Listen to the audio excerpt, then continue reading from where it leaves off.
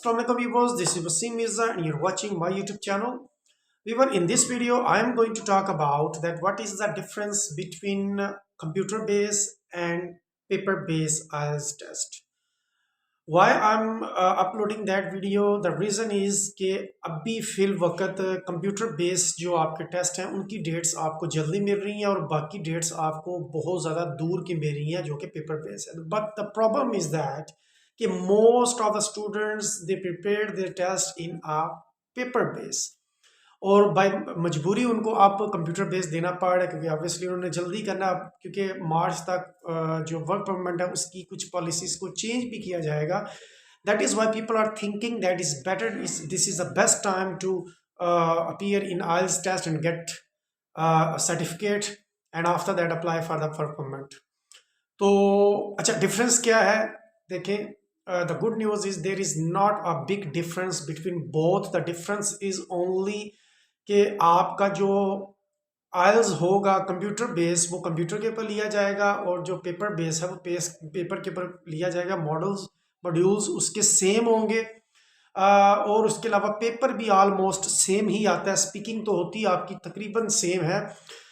जिन चीज़ों में फ़र्क है वो मैं आपके सामने एक्सप्लेन कर दूंगा ताकि आपको डिफरेंस पता चल सके. बट माई रिकमेंडेशन इज कि if you are not good in typing, if you are not familiar with a laptop computer, then don't go for a computer based test. कभी भी ना जाएं उस तरफ क्योंकि ऑब्वियसली अगर आपको टाइपिंग ही ठीक नहीं आती तो आप कभी भी टाइप नहीं कर सकेंगे ऐसे वगैरह. और अगर आप फेमिलियर नहीं है या यूज़ टू नहीं है लैपटॉप या कंप्यूटर से तो आपकी लिसनिंग में भी काफ़ी प्रॉब्लम्स आ सकती हैं.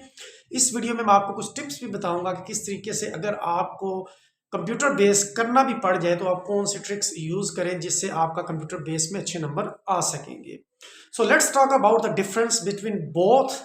देखें, लिसनिंग स्पीकिंग ऑलमोस्ट सेम है. अच्छा, लिसनिंग में क्या होता है? लिसनिंग में आपको डिसएडवांटेज होगा कंप्यूटर बेस पे क्योंकि लिसनिंग ऑलमोस्ट दोनों की सेम होती है. लेकिन क्योंकि आप लिसनिंग पेपर पे जब कर रहे होते हैं because we are use to write things, ठीक है, और लिसनिंग हमने राइट पेपर वर्क के ऊपर की होती है तो लिहाजा वो हमारे लिए ईजी होती है.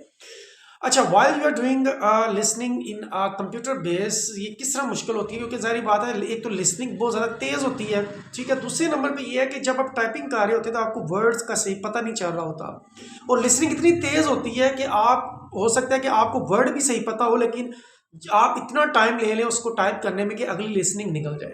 तो उसका बेहतरीन तरीका मैंने ये ढूंढा हुआ है कि आप एक पेज आपको दिया जाएगा, you will be given a page and pen. तो आपने उस पेज के ऊपर 1 से लेकर 40 तक क्वेश्चंस पहले ही मेंशन कर लेने हैं और उसके आगे ब्लैंक्स डाल देनी है, ठीक है. लेट्स सपोज फर्स्ट इजी था, आपने टाइप कर लिया. दूसरा इजी था, टाइप कर लिया. तीसरा इजी था, टाइप कर लिया. चौथा आपको समझ तो आ गई, टाइप करना मुश्किल हो रहा है तो जल्दी से आप 4 उधर लिखा होगा, आगे ब्लैंक होंगी पेपर के ऊपर, उसके ऊपर राइटिंग में लिख दें, ठीक है, रिटर्न फॉर्म में लिख दें. 5th कर लें, 6th कर लें, 7th अगर समझ दें नहीं हो पा रहा जल्दी से उसको लिख लें. ये मैं क्यों कह रहा हूं? Because in computer base you will get 3 minute extra in end of the listening to transfer your answers from your paper to the computer. आप कंप्यूटर में उसको इजीली ट्रांसफर कर सकते हैं. तो लिहाजा it is a good idea कि आप एक अलग सा पेपर बनाकर रखें जिसपे 1 से लेके 40 तक टोटल क्वेश्चंस लिख लें और आंसर अगर आपको समझ आ रही है, टाइपिंग जल्दी नहीं हो रही तो जल्दी जल्दी कर लें. ये तो हो गया लिसनिंग, इसको साइड पे कर लें. स्पीकिंग मैंने आपको बताया वॉल में तकरीबन सेम होती है. अब मेन जो प्रॉब्लम आती है वो आपकी आती है इसकी रीडिंग की, सॉरी राइटिंग की.